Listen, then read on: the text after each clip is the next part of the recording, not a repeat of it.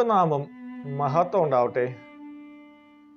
ഒരു വാക്യം ഇതാണ്: ഞാൻ എൻ്റെ പാപം നിന്നോട് അറിയിച്ചു, എൻ്റെ അകൃത്യം മറച്ചതുമില്ല.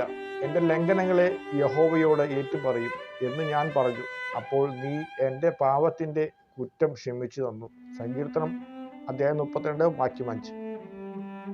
നമ്മളോട് ഇങ്ങനെ സങ്കീർത്തനക്കാരൻ പറയുകയാണ്, ലംഘനങ്ങളെയും നമ്മുടെ പാവങ്ങളെയും ദൈവത്തോട് ഏറ്റുപറയണം എന്ന്. ഒരു വിശ്വാസിയായ വ്യക്തികൾക്ക് അതൊരു കടമയാണ്. തൻ്റെ പ്രാർത്ഥനയിൽ ദൈവത്തോട് തൻ്റെ പാവത്തെ ഏറ്റുപറയേണ്ടത് അത്യാവശ്യമാണ്. ആ അത്യാവശ്യം തന്നെയാണ് ഈ വാക്യം നമ്മളോട് പറയുന്നത്.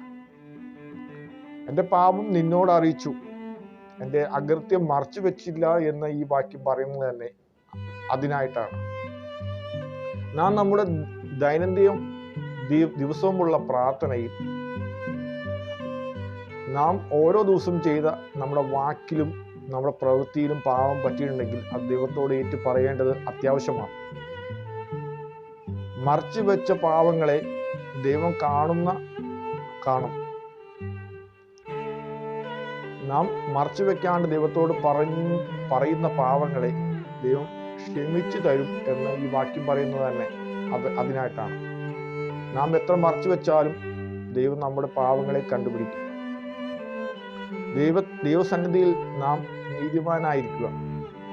ദൈവം എല്ലാവരെയും ധാരാളമായി അനുഗ്രഹിക്കട്ടെ. ആമേൻ.